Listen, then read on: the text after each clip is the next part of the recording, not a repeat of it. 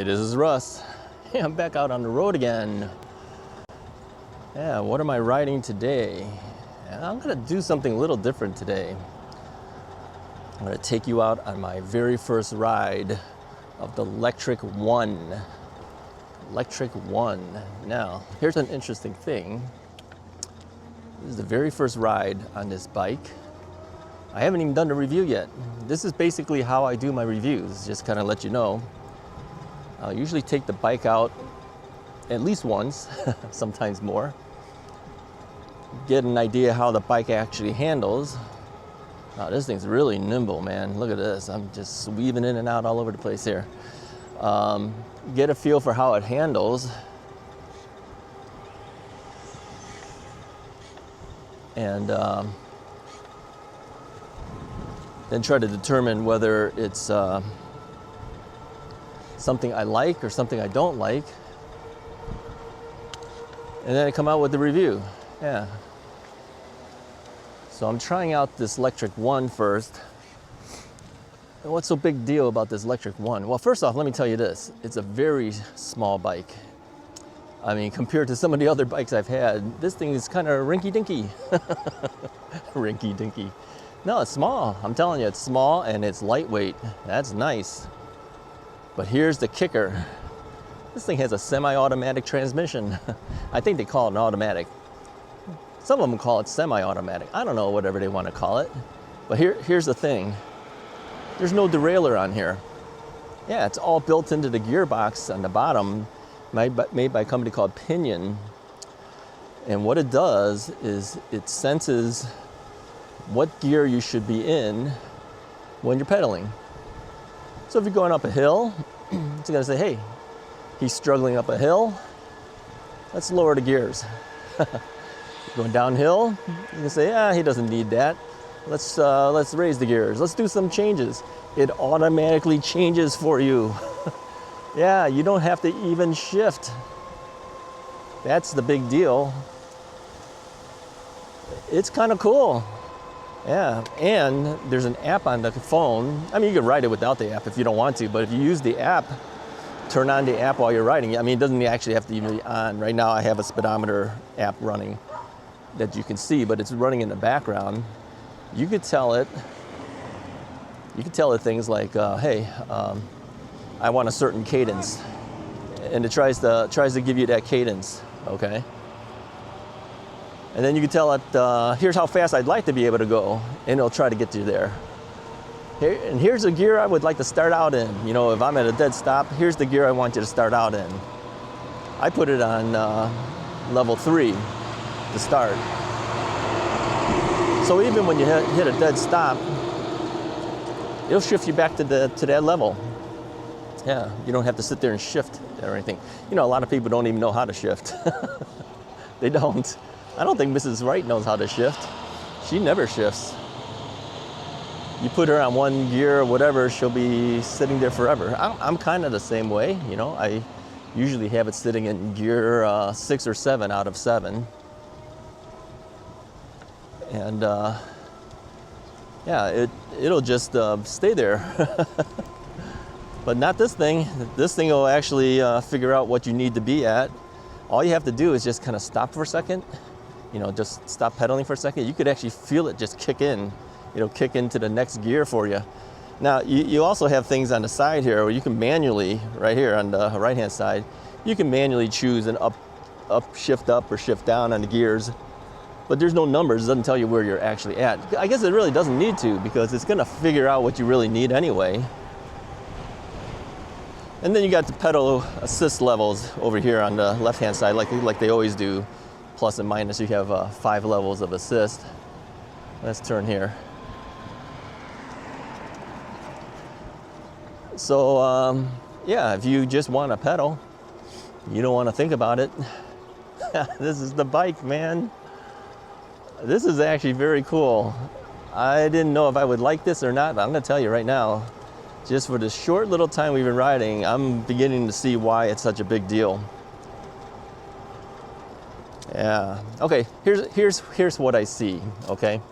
And again, this is prior to my actual review of the bike.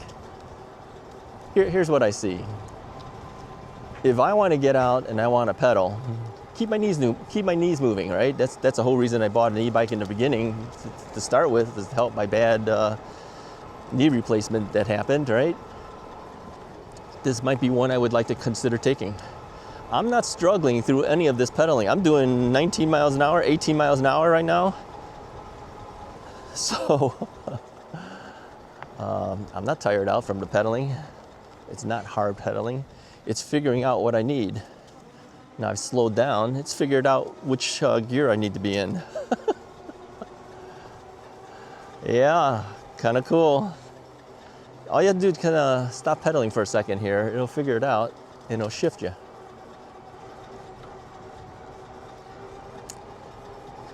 Now it's got a throttle as well over here on the left side. I'm going to throttle a bit. I set this up for class 3. So in the advanced function of the menu of the display screen, I set it up to go 20 miles an hour when you throttle, and then 28 miles an hour when you pedal. I do that for a lot of my bikes, you know that. Although some of my bikes will throttle to 28 as well. Not these. These are gonna stay at 20. A lot of the bikes nowadays are trying to stay within a certain amount of the law, and so you're not supposed to be able to throttle past 20, so they don't allow it. But you can pedal past 20. Now certain states, class 3 is not allowed. In other states, class 3 is allowed, all right? That doesn't mean people don't change it anyways, even if it's not allowed. I don't think it's allowed here in Illinois. Yeah, well, you know, we all kind of skate the law a little bit because of that. But yeah, you can easily change that in the display screen. So I did some changes. Let me show you the cockpit here. I hate it when people call it the cockpit. I don't know why they call it that. Let me show you the front of the handlebar, okay? I did my typical changes. I added a side view mirror. I added a bell over here on this side. I always put the bell on the opposite side of where my throttle is, because if I'm throttling and I need to hit the bell, it should be on the opposite hand. And since this is a left-handed throttle, my bell is over here on the right-hand side, okay? So I added those things, and then I added a cell phone mount, of course, and then I added a bottle cage thing here. Let me go all the way down there. See that bottle down there? I put a bottle cage down there. They have another thing on the bottom underneath the down tube that you could put like a lock or something like that. You know, if you have one of those folding locks, do that. That bottle is an electric bottle. Yeah, I got that in Arizona. Let me tell you a story about that. I always got a story for you guys. Yeah, we went out to ride in the 104-degree weather. Remember that? Yeah, they gave us a bottle of water. Well, I took 2 extra bottles inside, you know, disposable bottles. I took 2 of those, put it in the little sling bag that they gave us. That came in real handy. Thank you, Lectric, for that. But we were drinking the water out of the bottle water, right? They got that right out of the dispenser, the water dispenser, which was really ice cold. Yeah, within about 5 or 10 minutes, we were drinking hot water already. Yeah, heated up the water so quickly. And we were all saying, well, that's some nice hot water, isn't it? I don't know how you guys handle it out there in Arizona, but yeah, it was hot, man. Even the water was hot. Good thing I had those bottled waters inside that sling bag, because that was cooling us down a little bit, cooling me down. I don't know if the other guys grabbed extra water, but they told me, Russ, grab some extra water, and I did. Glad I did. We actually stopped at CVS and bought another bottle of water, which was really kind of expensive. Like, I don't know, it's like $2.50 a water? Gee whiz. For water? I don't know. So anyways, and one of the guys, of course, poured some water on a towel and put it around my neck. Thank you to him for doing that. Made a big difference. So anyways, this is how I kind of test things out. I ride the bikes initially, get a feel for things. How does it work? What's the big deal about the bike, you know? And then I'll do my review, and then I'll do a riding test during the review. We'll go up the hill, all that kind of fun stuff, right? This thing has I think it has like 85 Newton meters of torque, something like that. And then I think the peak power of the motor is a 750 watt motor. I think it peaks out at like 1250, 1350, something like that. So it's way up there. I'll get the exact details during the review for you guys. It's got a LCD display screen that's in color. You could actually see it pretty good. I always leave here. Let me go down here. I always leave this plastic stuff on here now because I don't know whether it's going to reflect so that my my sunglasses will make it difficult for us to see through it.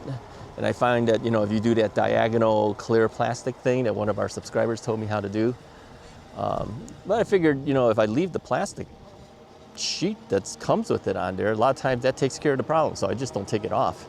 And if I ever sell bikes in the future, I haven't scratched up the screen then, right? So it serves a dual purpose.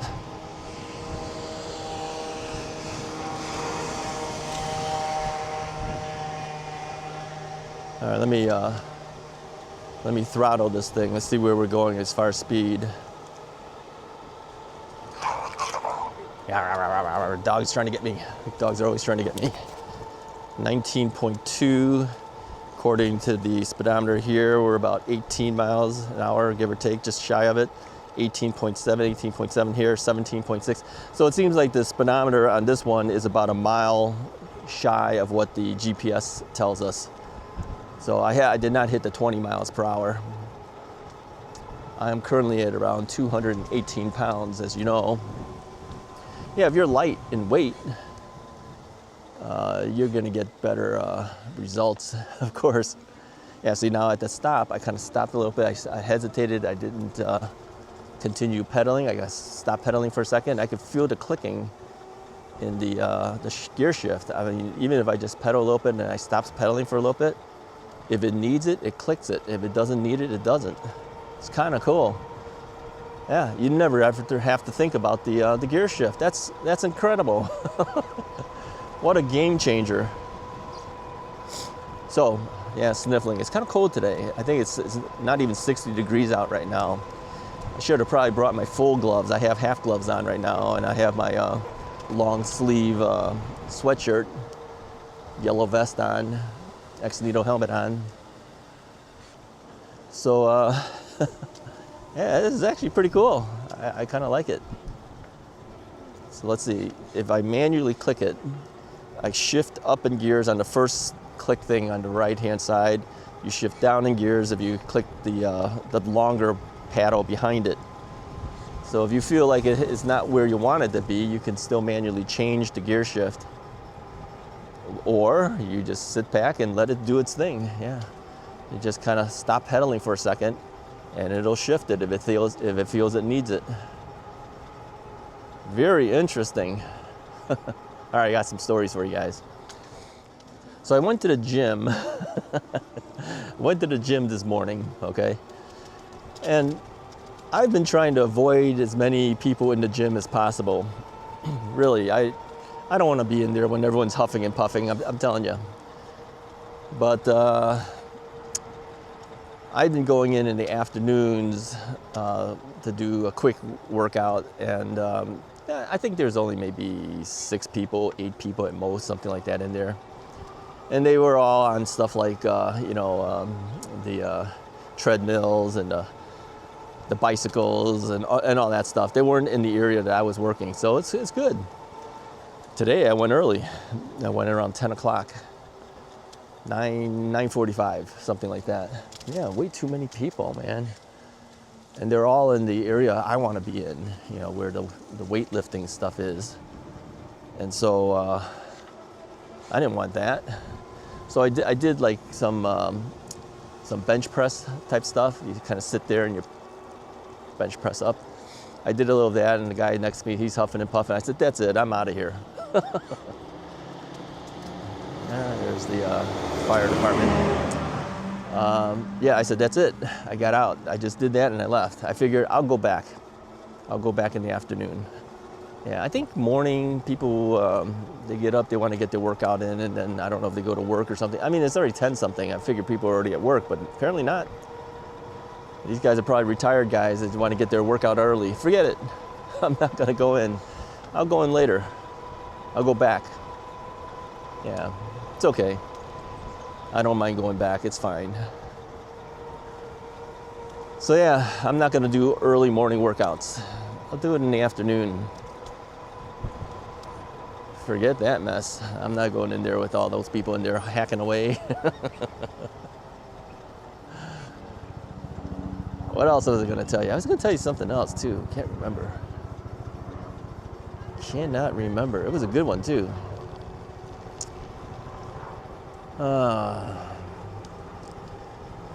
Oh, okay, here.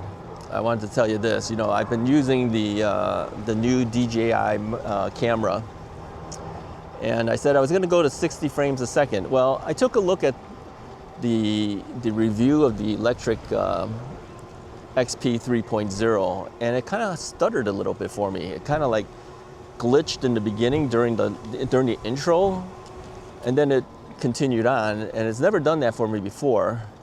I think maybe that 60 frames a second taxes the system a little bit somehow. I figured it should just be a playback, but apparently not. So I'm recording this one at 30 frames a second. All right, so I'm gonna make a new intro, probably use the footage from this bike to create a new intro that starts out at 30 frames a second. It seems like whatever the intro starts out at, that's what the video is going to do. So the intro I had for that video was 60 frames a second. I got to make a new 30 frame per second version of it. Then whenever I have a 30 frame per second version of the video, it'll be that. Now, the whole reason I did 60 was because somebody told me that my videos seem to kind of jerk a little bit and kind of looked like dash cam type footage. Well, that was probably because the thing was thinking it was 24 frames a second or something like that. I don't know what happened. So the thing is, if I leave it at 60, I can move the camera as fast as I want, and it basically means it's not going to even blur. I mean, it looks pretty good. And I figured I don't really need that on a bike video. But if I just leave the camera at 60, I'll never have to think about it. If I'm recording anything else, like I recorded a baby shower during the weekend, niece is having a baby, and I left it at 60. I was able to move the camera around pretty quickly and not have to worry about it. But I think I'll do 30 for the bike, because if it's going to glitch on me like that, I don't want that. I mean, if it's glitching on my own TV, because maybe my TV doesn't have the ability to do something like 60 well or something. I have no idea. So I said, okay, let's go back down to 30 frames a second.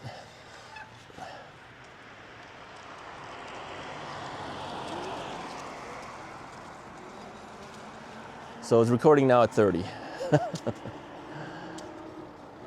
I mean, it looks really sharp at 60, but again, you know, a lot of people shoot at 30 or even 24. 24 is supposedly cinematic look, kind of has a movie style look to it. You know, motion seems to have a certain amount of blur when you're doing it. We'll do 30. We'll do 30. That way it'll be a little bit better, but it won't quite have that 24 frames per second look to it, but it won't glitch, I don't think, as much as the 60 is. So maybe the best compromise is 4K at 30 frames a second. So let's try that. That's what this video will do. There was more stuff I needed to tell you. I just can't remember what I was going to say. Oh well, what are you going to do? So yeah, thanks to Lectric for sending me this bike as well. I waited all day long from UPS. They had a certain delivery time period. Then they kept changing it and says, okay, it'll be out by 7 p.m. And I was like, man, you know, I've been waiting all day for the thing. Finally showed up at about 4:15, something like that. Yeah, they don't even know when they're gonna deliver. They give you an estimation of time, and then, you know, they're early, or sometimes they're late, sometimes they don't make it on time at all. I'm just gonna stop, let the guy go. And then, so yeah, forget it. Can't really tell. Can't tell when they're gonna give you stuff. So what do I think about this bike so far? Well, pretty good, yeah. It's got good technology on here. This it's got the Gates carbon belt drive system, so there's no chain. It's got the pinion system, so it's got automatic transmission, automatically chooses the speed, the gear ratio that you should be in based on how fast you're going. You could bypass it with manual controls as well. You have an adjustable stem here that you can adjust the angle. You want it closer to you, farther from you, angle more, angle less. It's got a lot of stuff. I mean, pretty much everything I can think of that the average person might want, it has. The only thing I think it's missing is it doesn't seem to have a front fork suspension. I think it would be nice to have that, but maybe they didn't do it because they wanted to keep the weight down, because that would bring the weight higher. I would probably seriously consider doing a suspension seat post on this bike if you want some additional comfort out of it. The saddle, yeah, I'm not thrilled with their saddle. I think a lot of people said that too. They're not really thrilled with the saddle. But a lot of companies, you know, they do that. They give you a basic saddle because they know you're going to change it out anyway. So they don't charge you extra for a more expensive saddle that you might still not like, and then you have to pay for it anyway. So I would change the saddle out. Yeah, that would be something to do. Put a bell. Come on, Lectric, give us a bell. I put my own bell on here. You know, the bells aren't that expensive. I'm surprised they don't put a bell on it. Why don't they do that? I don't know. Hard to say what companies do, why they do what they do. So yeah, I like the bike. I think it's worth the money. Yeah, it's not the kind of bike that, you know, if you compare it against, you know, people might say, well, I could buy a wired bike, do 40 miles an hour. Not everybody's interested in 40 miles an hour, all right? And it's a big, heavy bike. You got a bike here under 60 pounds with the battery. It's small, it's compact. I think, you know, a person could actually, you know, it doesn't fold or anything, but a person could actually take this bike, if you had like an SUV, you could stick it in the back of an SUV. Yeah, fold the handlebar down, because the handlebar does come down on it. I think you could fit it. Yeah, as long as your rear seat goes down, you could probably put the whole thing in there without folding anything.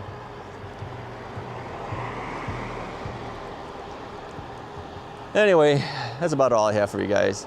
Hey, if you like this video, go ahead and hit the like button, hit the subscribe button if you haven't already done so. More videos to come as long as we have decent weather. Well, we'll have more other videos besides that during the winter as well, but I may not be physically riding in the winter. Talk to you guys next time.